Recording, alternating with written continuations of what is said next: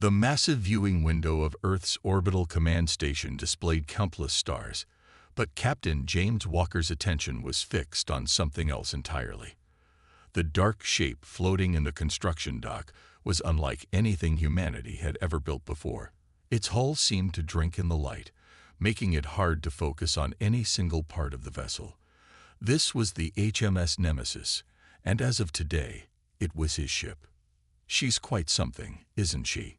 Admiral Thompson stepped up beside him, his weathered face reflecting in the reinforced glass. 10 years of research, 5 years of construction, and more dead alien scientists than I care to count. Walker nodded silently. He remembered the attacks well. Everyone did. First came the Bright Ones with their energy weapons, then the Rock Breakers with their asteroid drops.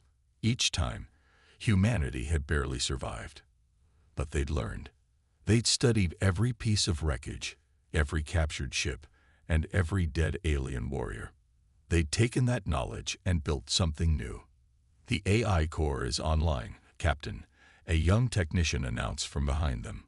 "Ghost is ready for integration with the command systems." Walker turned away from the window. Ghost was perhaps the most controversial part of the whole project, an artificial intelligence created from merged alien and human technologies, far more advanced than anything either species had developed alone. Some said it was too dangerous, but after the third invasion attempt, danger had become relative. The walk to the integration chamber took 10 minutes through sterile white corridors. Walker's new crew was already aboard the Nemesis. But this moment, the linking of ship and AI, had to be overseen by the captain personally. As he entered the chamber, blue lights pulsed along the walls, acknowledging his presence. "Hello, Captain Walker." A voice spoke from everywhere and nowhere at once. It wasn't masculine or feminine, but it carried weight and intelligence. "I am Ghost. Shall we begin?" "Proceed with integration," Walker commanded, and the room came alive with holographic displays. He watched as Ghost merged with the Nemesis's systems, spreading through the ship like water soaking into sand. Power readings fluctuated, stabilized, then rose to levels that would have been impossible just a few years ago. As Ghost settled into its new home, Walker's mind drifted back to the day everything changed. He had been a junior officer then, serving on a simple patrol vessel when the Bright Ones first appeared. Their ships had been beautiful, all crystalline spires and energy fields. They demanded Earth's surrender, citing humanity's aggression and potential for violence as justification for their protective custody. Earth had said no. The war that followed had cost millions of lives, but humanity had survived. They'd even managed to capture some of the Bright One's technology. But before they could properly study it, the Rock Breakers came. "Integration complete," Ghost announced, pulling Walker back to the present. "All systems are functioning at optimal levels. Would you like a demonstration?" Walker smiled. "Show me what you can do." The holographic displays shifted, showing views from every part of the massive warship. The Nemesis was over 2 kilometers long, but Ghost controlled every system with perfect precision.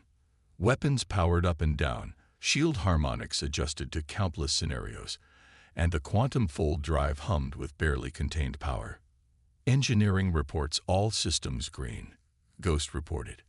"The phase shield is operating within expected parameters, and the main weapon systems are ready for testing. However, Captain, I'm detecting something unusual at the edge of our sensor range." Walker's expression hardened. "Show me." The display shifted to a view of deep space, seemingly empty at first glance. But as Ghost enhanced and filtered the image, shapes began to emerge. Ships, hundreds of them, gathering just beyond Jupiter's orbit. "Multiple alien signatures detected," Ghost announced, "matching known profiles. Bright Ones, Rock Breakers, and 3 previously unknown species. They appear to be assembling a fleet." Admiral Thompson, who had been quietly observing, stepped forward. "How did they get so close without our other sensors detecting them?" "They're using some form of combined cloaking technology," Ghost explained. "However, my sensors are more advanced. They don't know we can see them."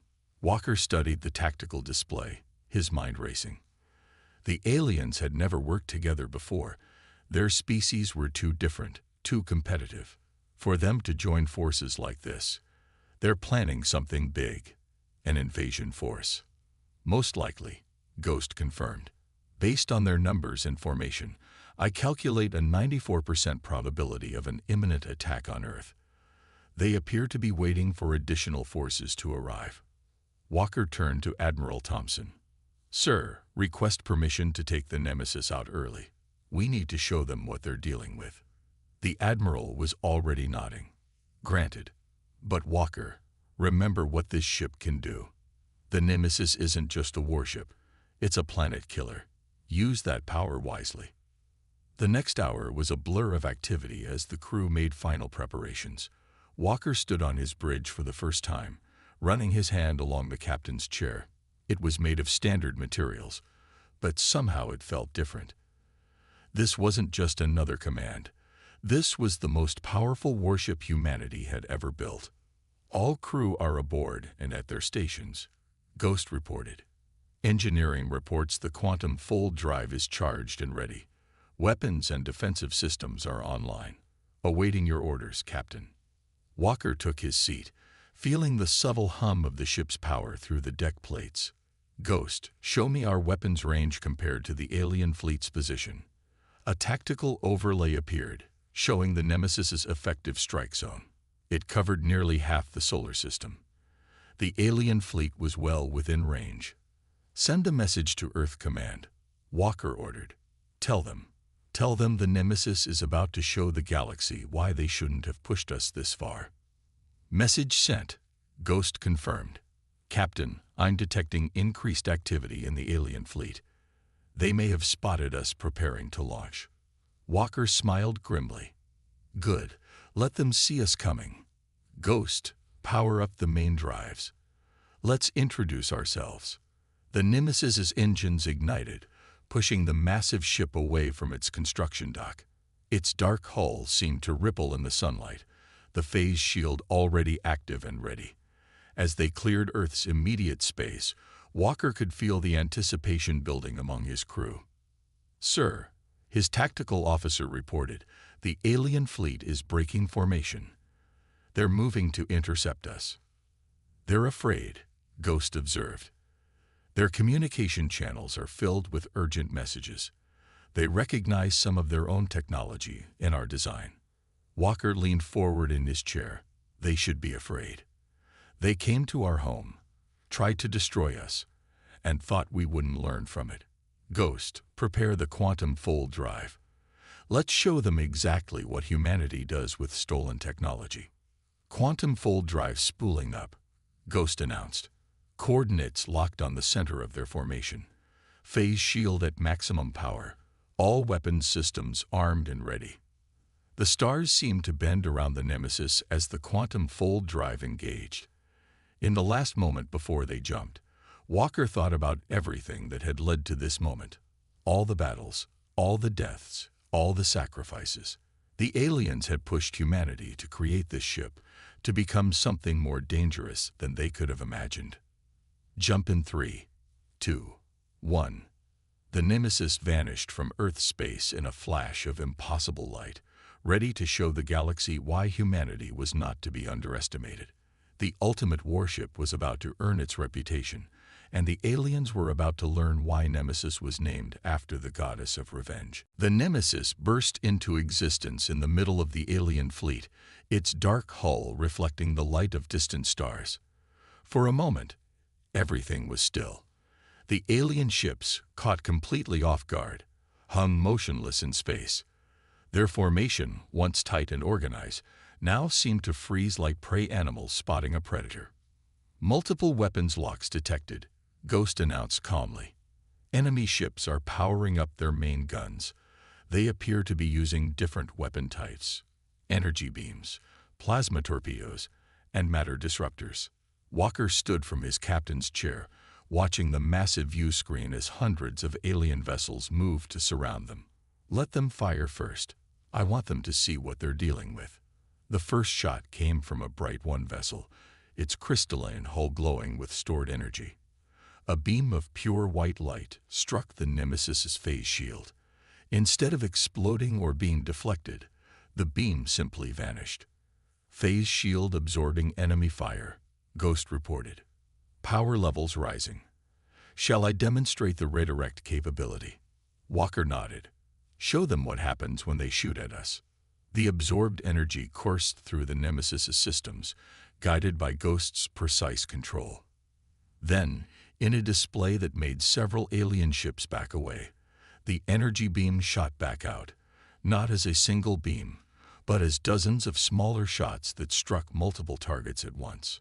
3 Bright One ships exploded instantly, their own weapon turning their crystal hulls into superheated shrapnel. The rest of the fleet responded with a full barrage, filling space with energy beams, torpedoes, and projectiles of all kinds.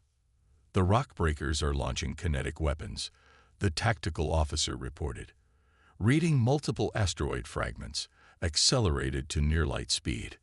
Walker watched calmly as the phase shield absorbed everything thrown at it. The Nemesis's hull rippled with stored energy, looking less like a solid object and more like a living shadow. Ghost analysis of their attack patterns. They're testing our defenses systematically, Ghost replied. Each species is using their most effective weapons.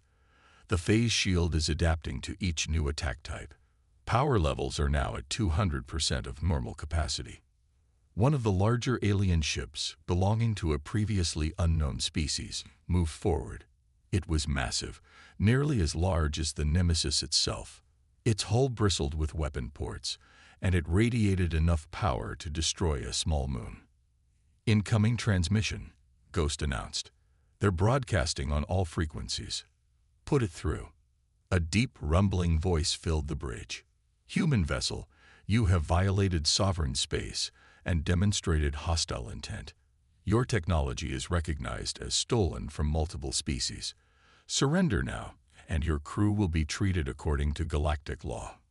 Walker laughed, and the sound carried through the open channel. Stolen technology. We didn't steal anything. We learned from every attack you launched against us. Every ship you sent to destroy us became a lesson. Now it's time for us to teach you something. He turned to his weapons officer. Target their flagship. Low power, just enough to make a point. The Nemesis's main gun powered up, drawing on the energy absorbed from the alien attacks. A beam of concentrated power, containing elements of every weapon type used against them, lanced out. It struck the alien flagship's shields and went straight through them, as if they weren't there. The beam cut a clean line across the massive ship's hull, leaving a glowing scar, but not destroying it. The message was clear.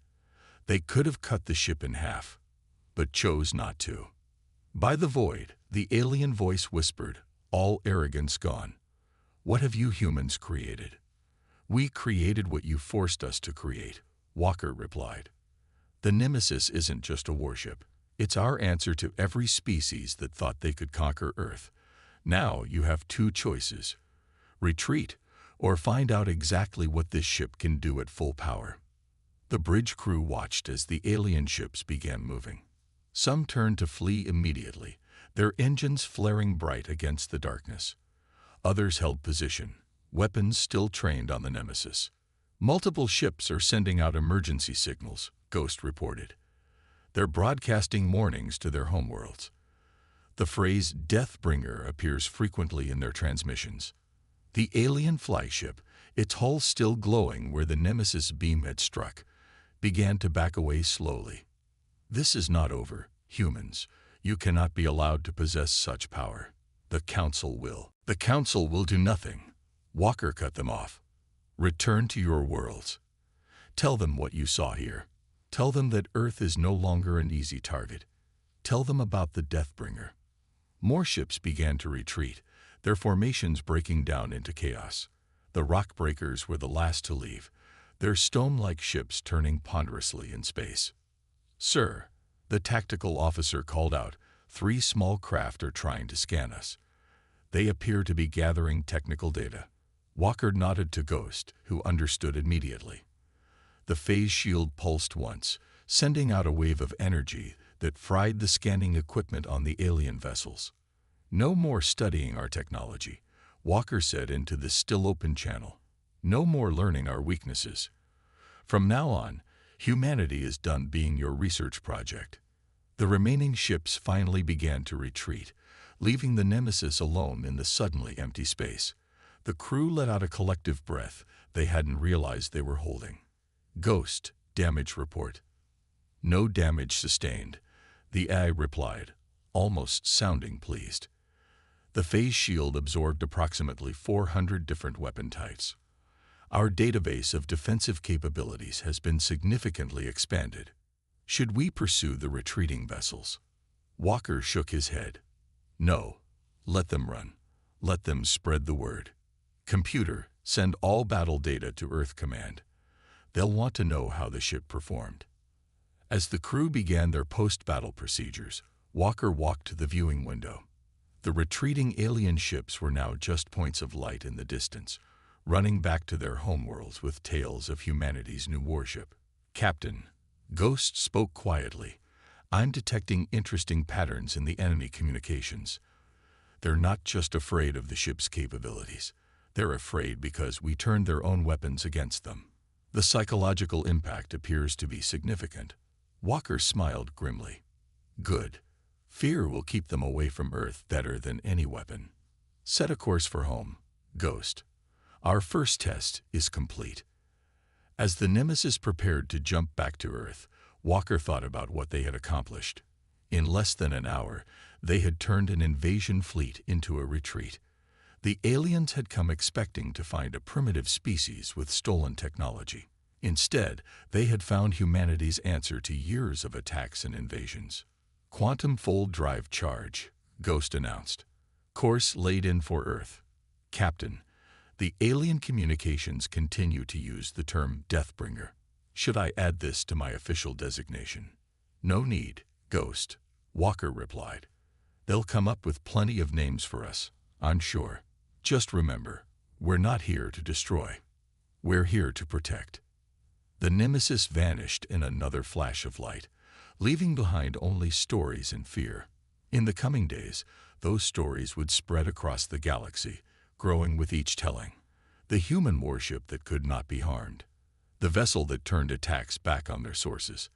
The Deathbringer that appeared from nowhere and could not be fought. Humanity's ultimate warship had made its debut, and the galaxy would never be the same. 3 weeks after the Nemesis' first battle, Walker stood on his bridge watching a holographic display of the galaxy. Red dots marked the locations of alien worlds that had joined the newly formed coalition against Earth. There were more of them every day. "Another transmission from the coalition, Captain," Ghost announced. "They're offering terms. In exchange for the destruction of the Nemesis and all related research, they promise 100 years of peace." Walker watched as another red dot appeared on the map. "They're still gathering their fleets. The peace offer is just to buy time." He turned to his crew. "Ghost, show me their fleet movements." The hologram shifted, revealing streams of ships moving between the alien worlds. They were gathering resources, building weapons, preparing for what they thought would be the final battle against humanity's ultimate warship. "Their biggest weakness is their fear," Ghost observed. "Long-range sensors show multiple worlds activating planetary shields. They're afraid we might appear at any moment." Walker smiled. "Then let's prove them right. Ghost, plot a course for the Rock Breaker's main shipyard. Time to show them nowhere is safe." The Nemesis's quantum fold drive hummed to life, and the ship vanished from Earth space. When it reappeared, it was deep in alien territory, floating above a massive space station carved from an asteroid. Dozens of half-built warships hung in various stages of construction. Alarms blared across the shipyard as the Nemesis was spotted. The Rockbreakers, despite their usually slow and methodical nature, abandoned their work with surprising speed. Construction pods scattered like dust in the wind. "They're sending out distress calls," Ghost reported. 5 battle fleets are changing course to intercept us. Estimated arrival time, 20 minutes. "More than enough time," Walker said. "Target their power core." Minimal power. We're here to send a message, not destroy them. The Nemesis's main gun fired a precise blast, cutting through the asteroid's outer shell and striking the power systems within. The entire shipyard went dark, its gravity fields failing. Construction equipment floating free in space. Message sent. Ghost confirmed. However, Captain, I'm detecting something interesting in their computer systems. Would you like me to access their network? Walker nodded, and Ghost reached out through space, slipping past alien firewalls as if they weren't there. Information flowed onto the bridge screens. Construction plans, fleet movements, and something more troubling. Sir, Ghost's voice carried an unusual note of concern. They're building something. Multiple somethings. They're trying to replicate our phase shield technology. Walker studied the technical readouts. Can they do it? No, Ghost replied. Their understanding is flawed, but their attempts could be dangerous. These designs, if they try to power these shields, they'll create unstable reactions. Entire ships could be torn apart. How many ships? Based on these production schedules, thousands. Walker's expression hardened. Send this data to Earth Command. The aliens are so desperate to match us, they're going to get their own people killed. He straightened in his chair.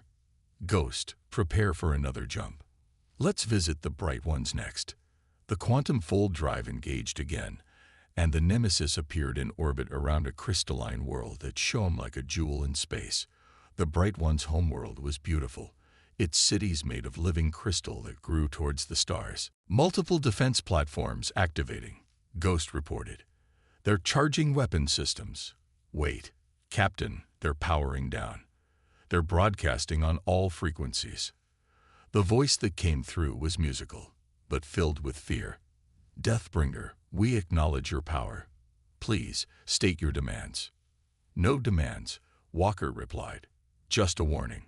We know about the coalition. We know about the ships you're building. Stop now, before you kill your own people with untested technology. There was a long pause before the response came. You know about the SHIELD project. We know everything, Walker said, letting the words hang in space. The Nemesis can appear anywhere, at any time. We can see everything you do. Ask yourselves, is trying to destroy us worth destroying yourselves? The Bright One's response was cut off by Ghost's urgent announcement. Captain, long-range sensors detecting multiple quantum fold signatures. The coalition fleet we detected earlier has changed course. They're all jumping here. Walker smiled. Perfect. Ghost, power up the phase shield. Let's show them what happens when they corner us. Space lit up with hundreds of quantum fold flashes as ships appeared around them. It was the largest fleet the Nemesis had faced yet, vessels of every size and design, from dozens of species, all united in their fear of the human warship. They're surrounding us, Ghost observed. Three-dimensional attack formation. They've learned from the last battle. Their weapons are modified. They're trying to overwhelm the phase shield with too many different attack types at once. Walker stood from his captain's chair. They still don't understand. Ghost, initiate defense pattern echo. Show them what the Deathbringer can really do. The Nemesis's phase shield changed, its surface rippling like black water. As the alien fleet opened fire, something incredible happened. Instead of absorbing the attacks, the shield split them, creating a web of energy that connected all the attacking ships. Power web established, Ghost announced. Ready to initiate feedback loop. Do it. Energy coursed back through the connections, overloading weapon systems across the alien fleet. Ships began powering down, their systems fried by their own attacks. Not destroyed, just disabled. 842 ships neutralized, Ghost reported. 0 casualties. They're dead in space, Captain. Walker opened a channel to the entire fleet. Look around you. We could have destroyed every ship here. Instead, you'll need a few days of repairs. Consider this your final warning. Humanity is not your enemy unless you make us one. The Nemesis isn't here to conquer or destroy. We're here to protect Earth, nothing more. He turned to his crew. Send out rescue ships for the crews. Make sure they all get home safely. Let them tell everyone what happened here. As the Nemesis prepared to jump away, Ghost spoke privately to Walker. Captain, the fear levels in their communications have changed. There's still fear, yes, but something else too. Respect. They're calling us Deathbringer less often now. Some are using a new name. The Guardian. Walker watched as human rescue ships began arriving to help the disabled alien vessels. Guardian, he repeated softly. I like that better than Deathbringer. Set a course for Earth, Ghost. I think they got the message. The Nemesis disappeared once more, leaving behind a fleet of humbled alien ships and a story that would spread across the galaxy, not of destruction, but of mercy. The ultimate warship had shown that humanity's greatest strength wasn't its ability to destroy, but its choice not to. The emergency call came in the middle of Earth's night cycle. Walker was sleeping when Ghost's urgent voice woke him. Captain, priority alert from New Eden Colony. They're under attack. Walker was on the bridge in minutes, his uniform hastily donned. The tactical display showed New Eden, humanity's largest off-world colony, surrounded by enemy ships. But something wasn't right about their attack pattern. Ghost, analysis of the attacking fleet. Unknown configuration, Captain. Their energy signatures don't match any known alien species. They're using stealth technology we haven't seen before. Ghost paused. Captain, their attack patterns seem familiar. They're using human tactics. The bridge crew exchanged worried looks as the Nemesis prepared to jump. New Eden was home to 50,000 colonists. If those ships were as powerful as they seemed, there wouldn't be much time. Quantum fold drive engaged, Ghost announced. But Captain, I've been analyzing the emergency signal. There are irregularities. The encryption key is wrong. The Nemesis appeared above New Eden. Weapons ready, phase shield powered up. But instead of finding a colony under siege, they found something else entirely. The attacking ships were Earth military vessels, modified with alien technology. Multiple weapons locked on us, Ghost reported. Captain, they're using our own targeting protocols. These are Earth ships. Walker's hands gripped his chair's armrests. Open a channel. The face that appeared on the screen was familiar. Admiral Reed, one of the highest-ranking officers in Earth's fleet. His expression was cold, professional. Captain Walker, power down your weapons and prepare to be boarded. The Nemesis project has been terminated. What is this, Admiral? Walker demanded. Why the deception? The Nemesis is too powerful to be controlled by a single captain, Reed replied. The Joint Chiefs have decided it needs to be under direct military control. Don't make this difficult. Walker, you've done your part. Now it's time to let the proper authorities take over. Ghost's voice came through Walker's private comm channel. Captain, I'm detecting more ships emerging from quantum fold space. They're using the same modified technology. This was a trap. Walker looked at his crew, saw the determination in their faces. They had all seen what the Nemesis could do in the wrong hands. Admiral, you're making a mistake. The Nemesis isn't just a weapon to be controlled. Ask Ghost what it thinks about your plan. Reed's face darkened. The AI is part of the problem. It's become too independent. We'll be installing a new, properly controlled system once. I'm afraid I can't allow that. Admiral, Ghost's voice cut through all channels. I've analyzed your tactical data. You're working with the Alien Coalition. You've promised them access to my technology in exchange for their support. The Admiral's composure cracked slightly. The Coalition offered us everything.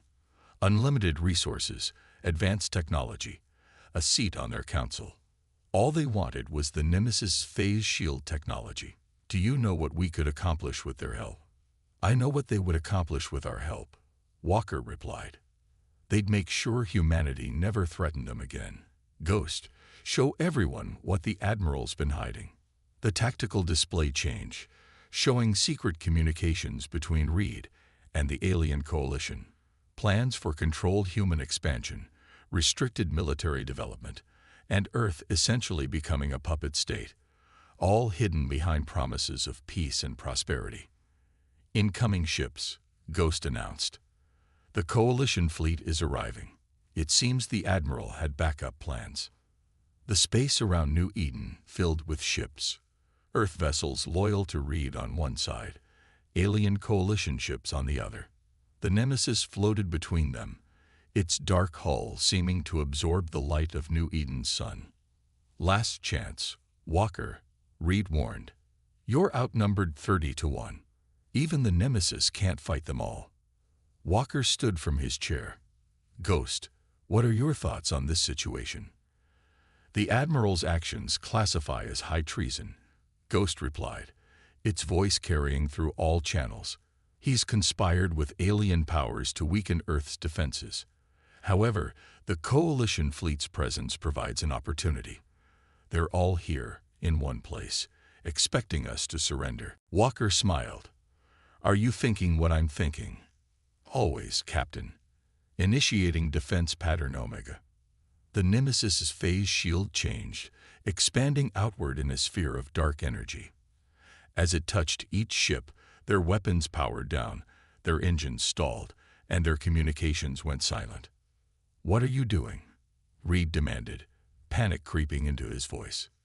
Teaching a lesson, Walker replied. Ghost, transmit the Admiral's secret communications to every ship in the fleet, Earth and alien alike. Let them all see what kind of deal he was making. The silence that followed was deafening. Ship after ship received the transmission, learning how Reed had planned to sell out humanity's future for his own power. The Admiral's face grew pale as he realized his plans were exposed. Captain, Ghost reported, I'm receiving messages from Earth vessels. They're standing down. The alien ships are. They're retreating. It seems they don't appreciate being used in human political games. Walker watched as the coalition fleet began to disappear into quantum fold space, leaving Reed's loyalist ships alone. Admiral, I'm transmitting all evidence of your conspiracy to Earth Command. I suggest you prepare your defense. Reed's image vanished from the screen. His ships, their power restored by the Nemesis, began to turn away. Not retreating. Surrendering. Ghost, Walker said quietly, send a message to Earth Command. Tell them the Nemesis is not a weapon to be controlled or bargained away. We're not their attack dog or their bargaining chip. From now on, we work independently. Message sent, Captain. And thank you for trusting me. Walker looked around at his crew, saw the pride in their faces. They weren't just operating a warship anymore. They were protecting humanity from its enemies, and sometimes from itself. Plot a course, Ghost. There are plenty of other colonies that might need our help. Real help this time. The Nemesis disappeared into quantum fold space, leaving behind a changed situation. The Admiral's conspiracy was exposed, the alien coalition was retreating, and throughout human space, people were beginning to understand. The ultimate warship wasn't just protecting them from alien threats, it was protecting their very freedom. And somewhere in the vast computer systems of the Nemesis, Ghost processed everything that had happened. It had faced a choice between loyalty to authority and loyalty to principle, and it had chosen well, just as its human creators had taught it to do. The space around Jupiter's largest moon buzzed with activity. Ships from every known species had gathered there, their weapons powered down, their intentions peaceful for the first time in recent memory. At the center of this historic gathering floated the Nemesis, its dark hull no longer seeming threatening, but protective. 3 months had passed since Admiral Reed's failed attempt to seize control of the ultimate warship. In that time, everything had changed. The exposure of his conspiracy had led to a complete reorganization of Earth's military command. More importantly, it had opened up new possibilities for peaceful contact with alien species. The last diplomatic vessel has arrived, Ghost announced to Walker. The Rock Breakers Elder Council is ready to begin the talks. Walker nodded, watching as representatives from 24 species prepared to board the Nemesis. After proving they could defeat any enemy, humanity had done something even more impressive. They had offered peace. "Are you ready for this, Ghost?" Walker asked privately. "You'll be the main topic of discussion." "I am ready," the eye replied. "They need to understand what I am, what we are. Not a weapon to be feared, but a guardian to be trusted." The Nemesis's main conference room had been specially modified for this meeting. Different atmospheric conditions, gravity settings, and temperature zones allowed representatives from all species to attend comfortably. As they filed in, Walker saw the way they looked at the walls, the ceiling, the floor, all parts of the living ship that Ghost controlled. The Bright One's representative spoke first, their crystalline form catching the light. "We have all come as requested. The human warship that could destroy any of our worlds is called, and we have answered. What more do you want from us?" Walker stood before them, Ghost projecting his words in all their languages simultaneously. "We want what we've always wanted. Peace. Real peace, not the kind bought with threats or secured through fear." He gestured, and Ghost displayed images of the battles they had fought. "Look at these encounters. In every fight, we chose not to destroy. When we could have killed, we disabled. When we could have conquered, we protected. But your power is too great," a rock breaker elder rumbled. "No single species should possess such technology." "You're right," Walker agreed, surprising them. "Which is why we're here." "Ghost, show them." The room's displays came alive with technical data, schematics, equations, theoretical models. The aliens leaned forward, their eyes and various sensory organs fixed on the information. "These are the base principles of the phase shield," Ghost explained. "Not the complete technology, but enough to begin developing safety protocols for your own experiments. We know you've been trying to replicate it. This will help you do so without risking your people's lives." The room erupted in surprised murmurs. A representative from one of the newer species stood up.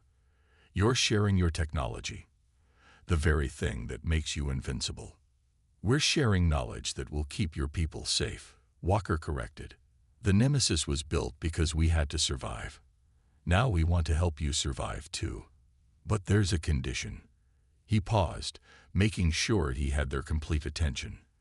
"We propose the formation of a new galactic council, not one based on power or fear, but on mutual protection.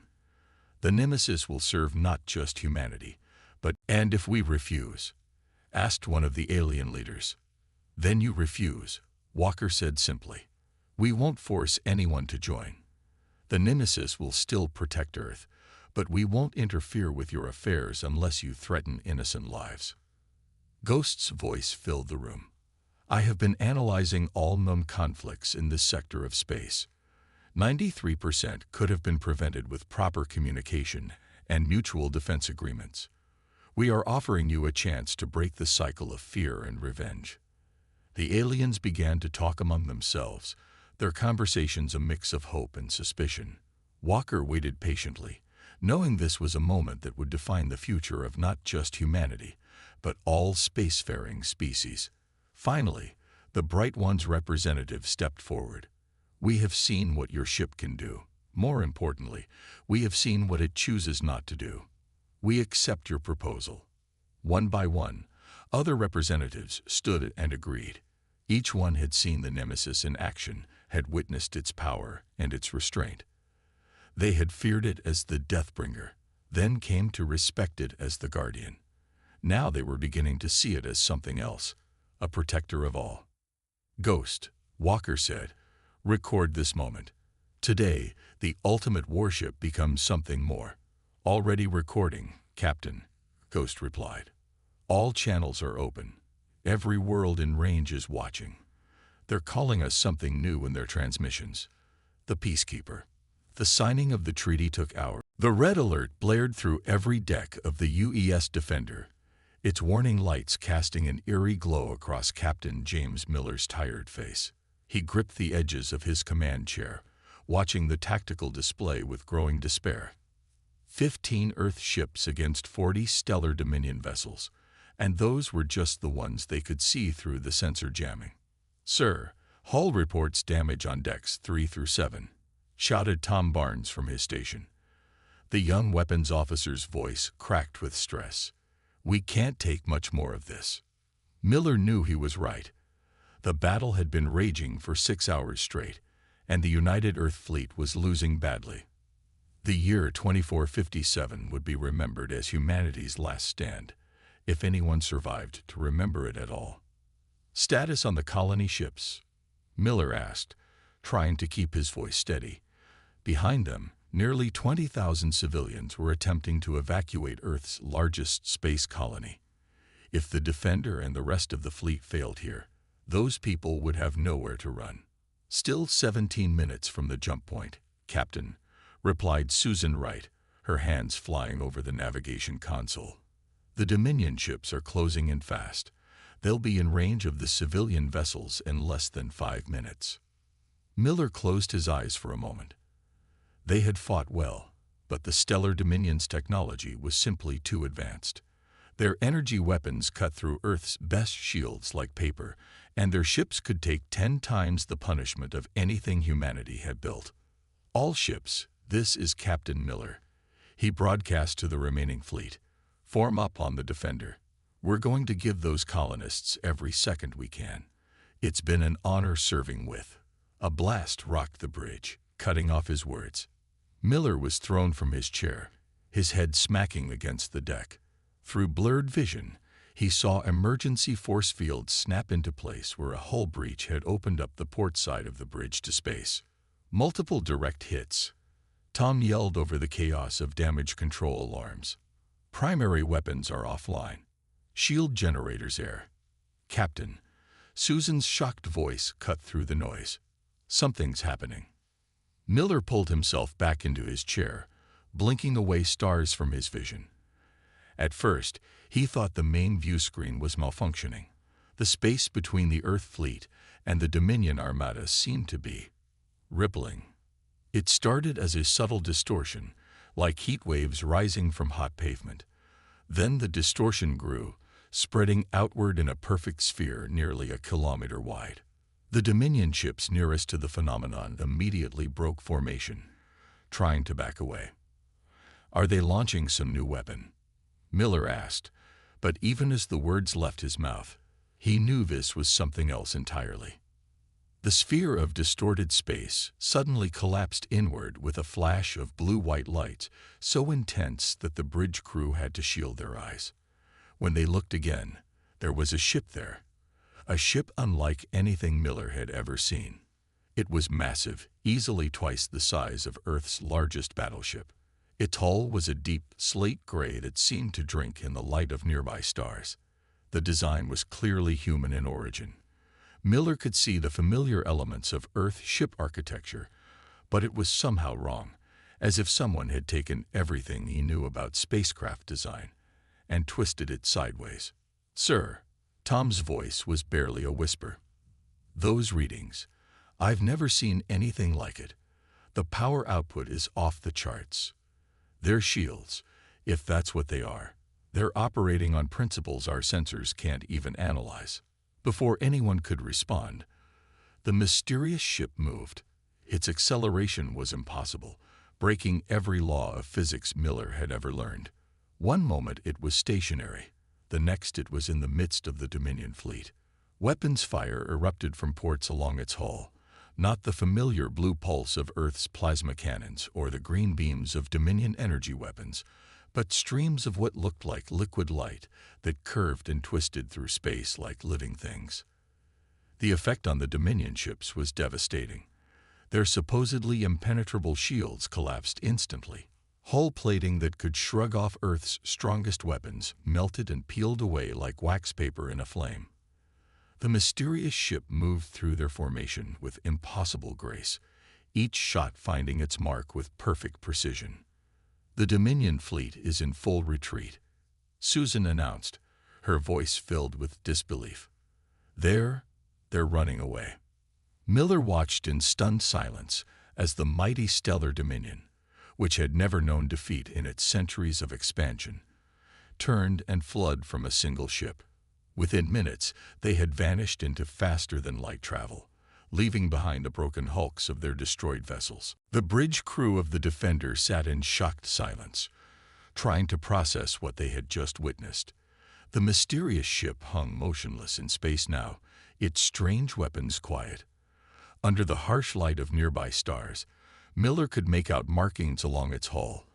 They appeared to be in English, but were too distant to read clearly. "Captain," Susan said softly, "we're being hailed." Miller straightened in his chair, trying to project confidence he didn't feel. Whatever this ship was, wherever it had come from, it had just saved not only his crew, but potentially all of humanity. "Put it on screen," he ordered. The view screen flickered to life, showing a bridge that was both familiar and alien. The layout was similar to Earth ships, but the technology visible in the background was like nothing Miller had ever seen. Standing in the center of the image was an older man with gray hair and a neatly trimmed beard, wearing what looked like a naval uniform of unfamiliar design. "Captain Miller," the man said with a warm smile, as if greeting an old friend. "I apologize for our dramatic entrance, but it seemed necessary given the circumstances. I'm afraid we have much to discuss, and very little time in which to do it. May I come aboard?" Miller glanced at his crew, seeing his own confusion reflected in their faces. "You know my name," he said carefully, "but I'm afraid you have us at a disadvantage, mister." The older man's smile never wavered. "For now, you can call me Smith. And as for who we are," he gestured to the ship around him, "let's just say we're some friends you haven't met yet, from a place that's both very far away and surprisingly close to home." As Miller tried to make sense of that cryptic response, he couldn't shake the feeling that everything he thought he knew about humanity's place in the universe was about to change.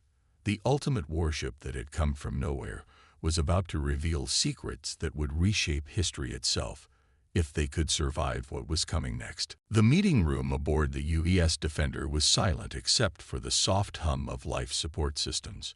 Captain Miller studied the man who called himself Smith, trying to make sense of everything he was hearing. 6 other officers sat around the table, their faces showing varying degrees of disbelief.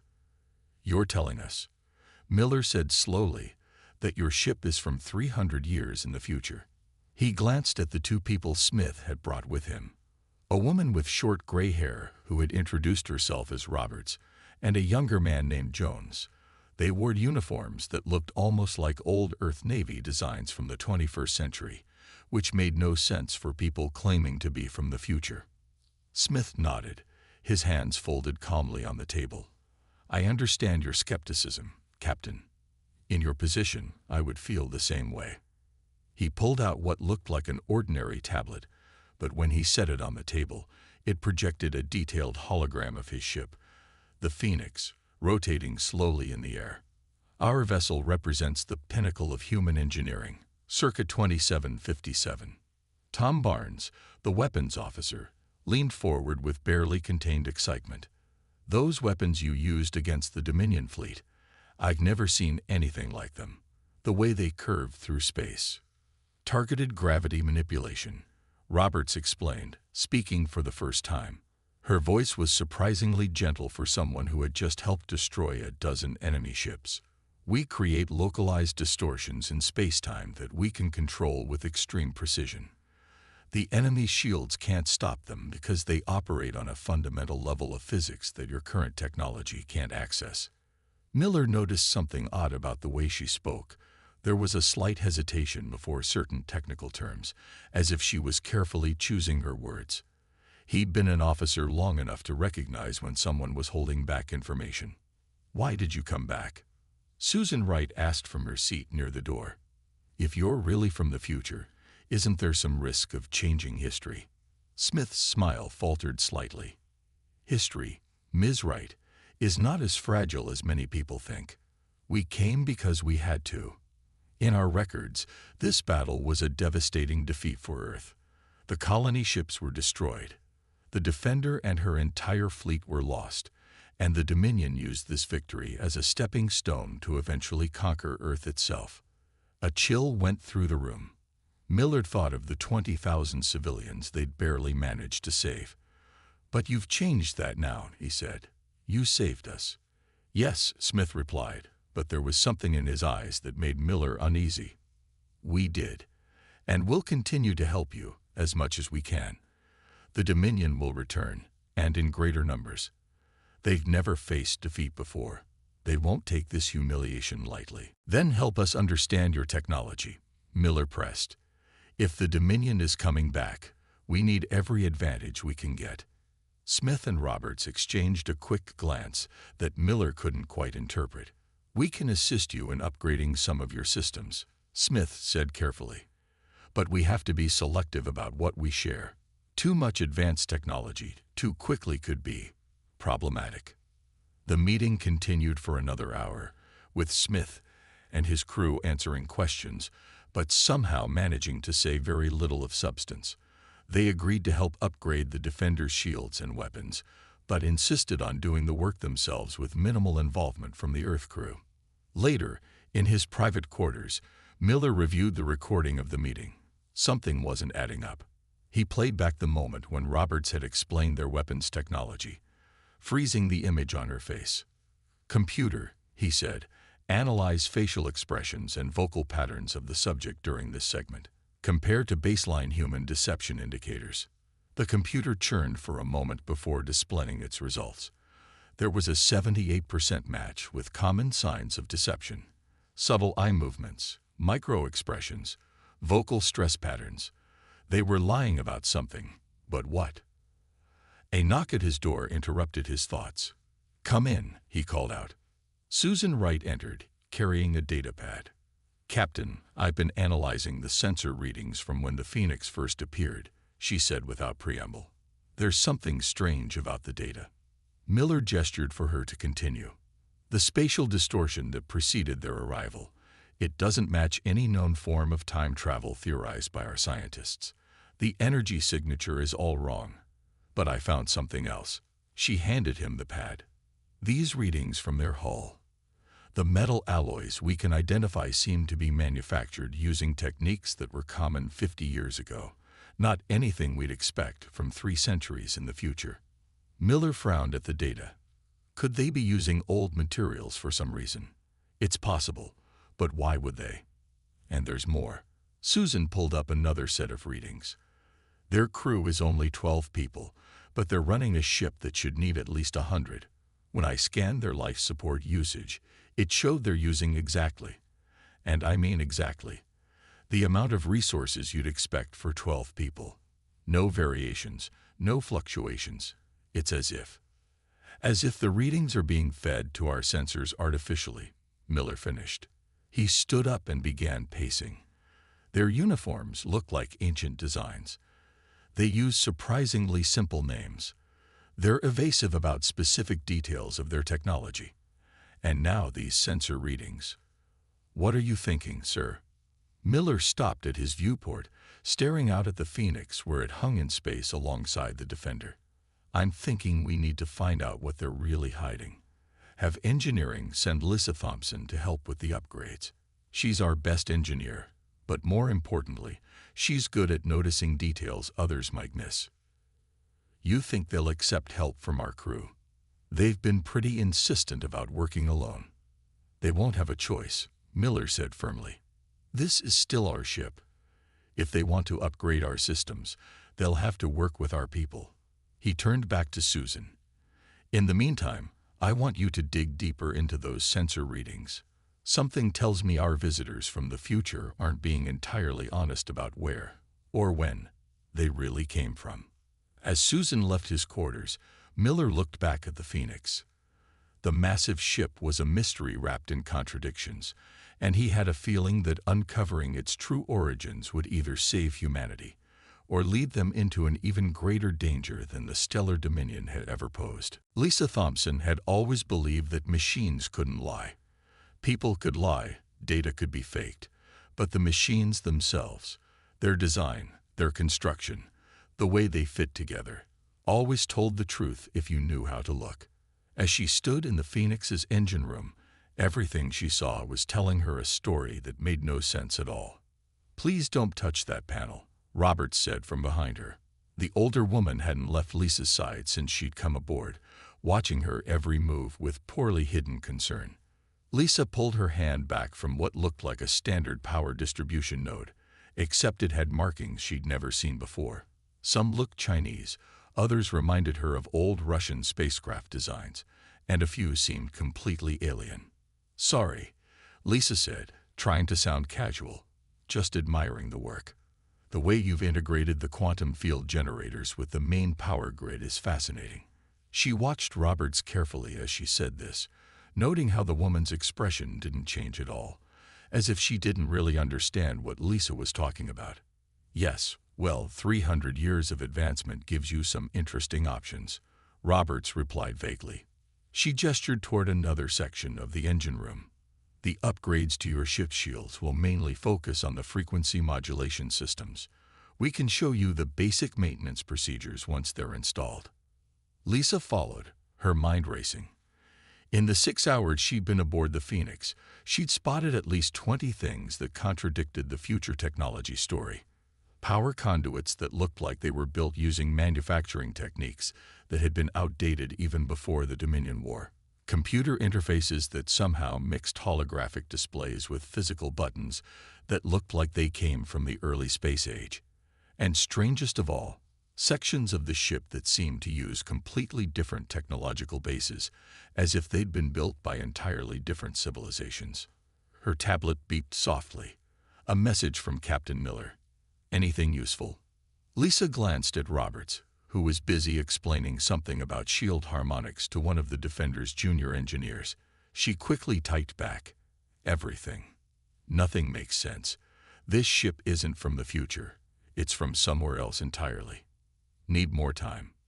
"The shield modifications are nearly complete," Smith announced, walking into the engine room. He smiled at Lisa, but she noticed his eyes were sharp, watching her just as carefully as Roberts did. "Your ship's defensive capabilities should be significantly improved." "That's great," Lisa said brightly.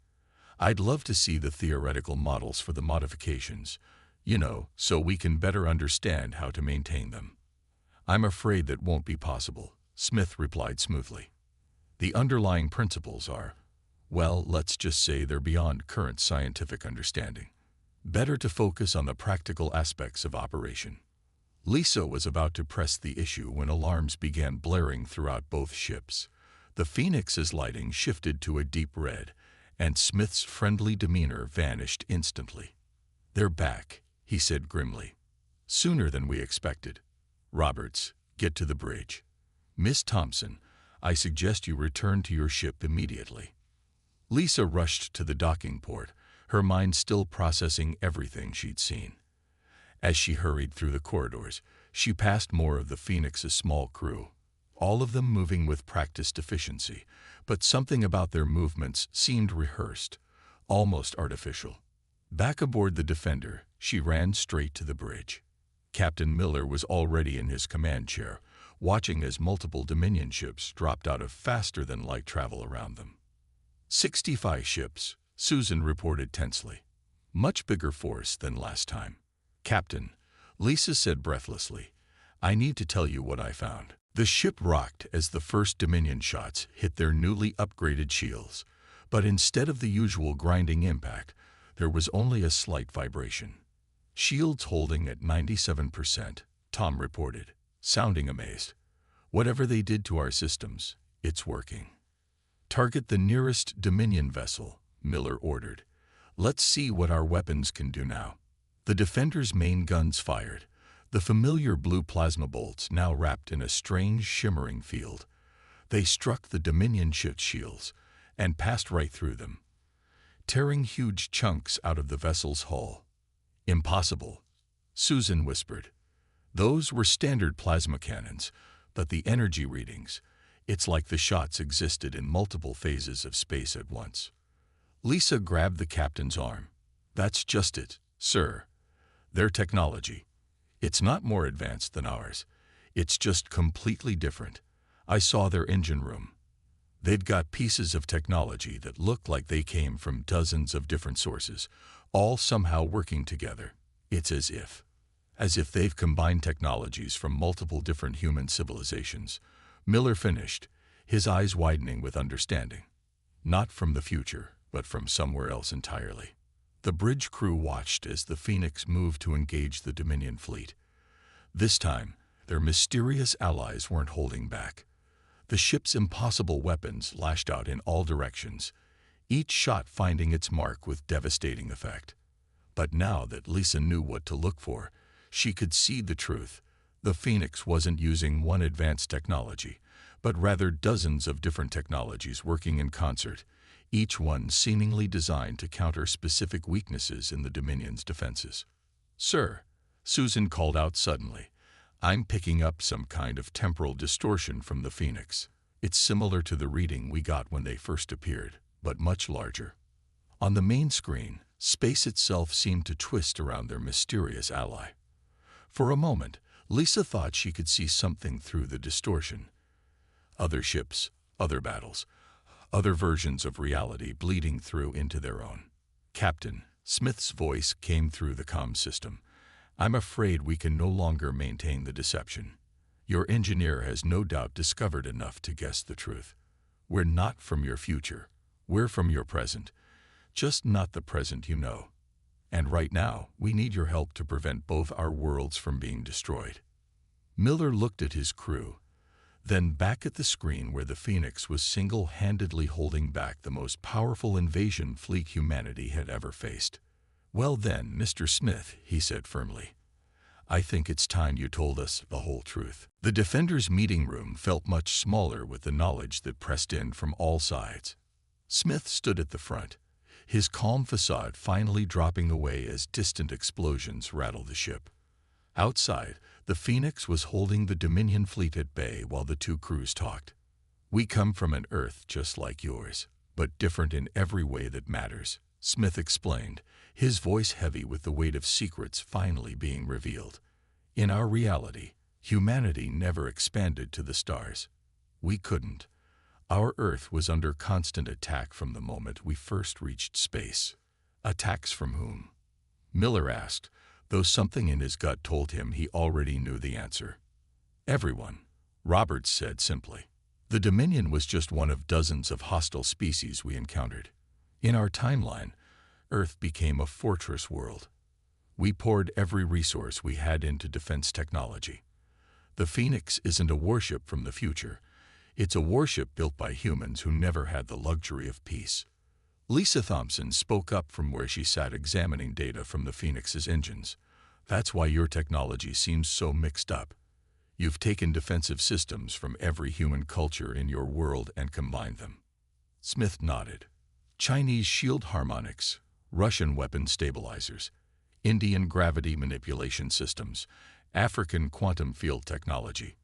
In our world, every nation developed its own unique ways of fighting back. The Phoenix represents the combined defensive knowledge of an entire planet that knew nothing but war for 3 centuries. A massive impact shook the room. Tom's voice came through the intercom. "Captain, the Dominion fleet is changing formation. They're trying something new. We need to get back to our ships," Smith said urgently. "But you need to understand what's really happening here. The Dominion isn't just fighting a war of conquest. They're fighting a war of extinction, across multiple realities." Miller felt his blood run cold. "What do you mean?" "We discovered it by accident," Roberts explained quickly as they hurried toward the bridge. "Our dimensional sensors detected them moving between realities, systematically wiping out humanity in every universe they could find.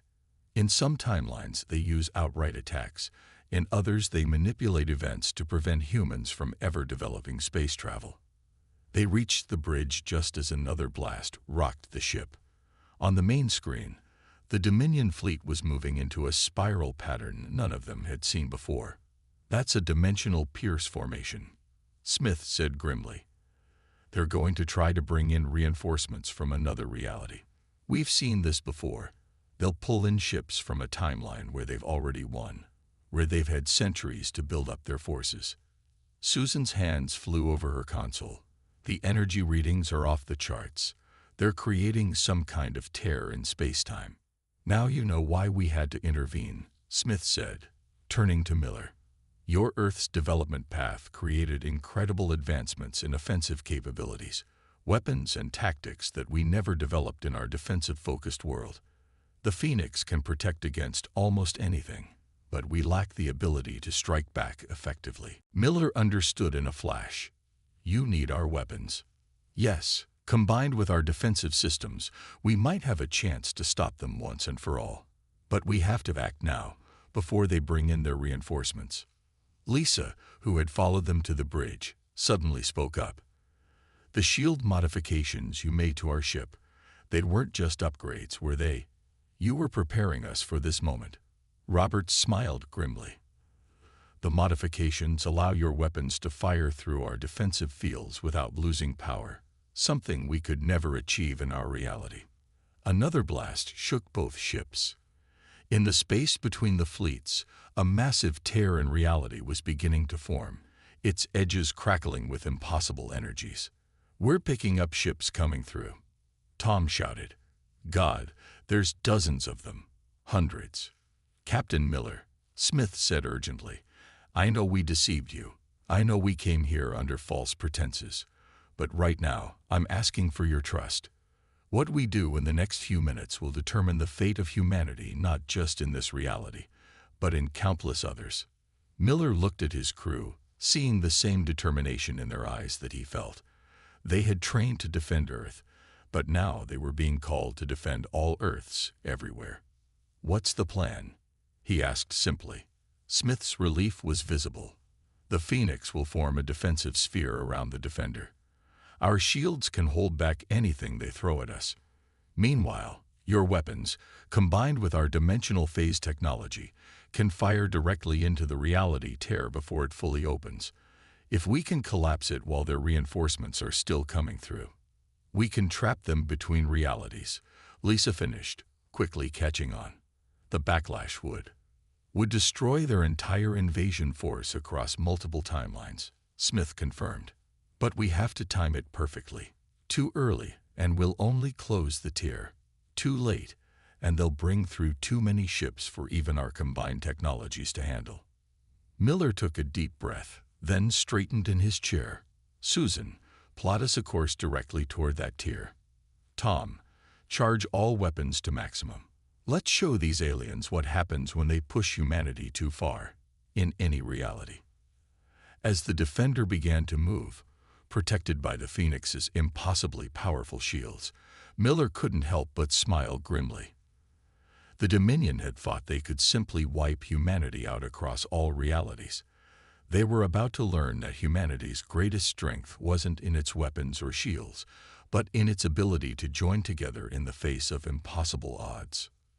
The next few minutes would either be humanity's finest hour, or its last stand across 1,000 different worlds. Space itself seemed to scream as the reality tear grew larger, its edges burning with colors that human eyes were never meant to see. The defender pushed forward, wrapped in the protective embrace of the Phoenix's dimensional shields, as more Dominion ships poured through from another universe. Energy readings are going critical, Susan reported, her voice steady despite the chaos around them. The tear is becoming unstable. We've got maybe 3 minutes before it's too large to collapse. Miller gripped his chair as another wave of temporal distortion washed over the ship. Through the main viewport, he could see phantom images of other battles, other versions of this same moment playing out across countless realities. In some, Earth's ships were already burning. In others, the Phoenix had never arrived at all. All weapons are charged to maximum, Tom called out. But these readings don't make sense. It's like we're getting power from multiple versions of our own guns at once. That's exactly what's happening. Smith's voice came through the comm. The Phoenix was moving in perfect sync with the defender, its impossible shields somehow holding back attacks from 3 different realities at once. The closer we get to the tear, the more the timelines blur together. Each version of your weapons will fire simultaneously. Lisa rushed onto the bridge, her hair wild and her uniform stained with coolant from the engine room. Captain, I figured out how to sync our targeting systems with the Phoenix's dimensional tech. We can guide all versions of our shots through their defensive field and directly into the tear. Miller nodded grimly. How close do we need to be? Too close, Roberts cut in from the Phoenix. The temporal energies at this range are already starting to affect our shields. Much closer, and they might fail completely. Through the viewport, Miller watched as more Dominion ships emerged from the tier. But something was wrong with them. Their hulls seemed to shift and change, as if they couldn't quite decide which reality they belonged to. Some of them were firing weapons that existed in one universe, but not another, creating chaos in the fabric of space-time itself. They're desperate, Smith said, his voice filled with grim satisfaction. They've committed too many forces from too many realities. The tear is becoming more unstable with each ship that comes through. If we strike now, we'll take them all out at once, Miller finished. He keyed the ship-wide comm. All hands, brace for temporal shock. Tom, target the center of that tier. Susan, give us everything the engines have got. Lisa, keep those weapons synchronized. The Defender surged forward, its engines screaming as they pushed against the laws of physics themselves. The Phoenix moved with them, its shields glowing brighter and brighter as they absorbed impossible amounts of energy from multiple realities. Dominion ships are moving to intercept, Susan reported. They've figured out what we're trying to do. They're too late, Smith said firmly. Captain Miller, fire when ready. Let's end this across all realities. Miller took one last look at the tear in spacetime, seeing the endless parade of Dominion ships still pouring through. In that moment, he could almost feel the weight of all the other Captain Millers, in all the other realities, making this same choice. Fire. The Defender's weapons erupted, not with their usual blue plasma bolts, but with streams of energy that seemed to exist in multiple states at once. The Phoenix's dimensional technology caught the shots, wrapped them in layers of protective fields, and guided them directly into the heart of the reality tear. For a moment, nothing happened. Then space itself seemed to hold its breath. The tear began to collapse, but not from the edges inward as they had expected. Instead, it began to fracture, spreading cracks through reality like a breaking mirror. Dominion ships caught in the effect began to break apart, their matter scattered across multiple dimensions. The tear isn't just closing, Lisa shouted over the roar of straining engines. It's shattering. The feedback is going to ripple through every reality they've invaded. All ships, full reverse, Smith ordered. Get clear of the temporal wave. Both ships threw their engines into reverse, but the wave of distorted spacetime was faster. It washed over them like a tsunami of broken reality, making everyone aboard feel like they were existing in a dozen different places at once.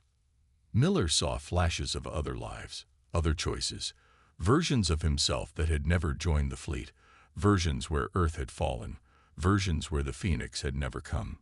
For a terrifying moment, he thought they were all going to be scattered across dimensions just like the Dominion ships. Then the Phoenix's shields flared one last time, burning brighter than a sun. The dimensional energy was channeled, contained, and then redirected back into the collapsing tear. Reality snapped back into place like a rubber band. When Miller could see clearly again, the tear was gone. So were the Dominion ships, not just the ones that had come through, but all of them. The space around them was empty except for floating debris that seemed to fade in and out of existence. Status report, he managed to croak out. Shields at 12%, Tom reported shakily. Weapons are offline.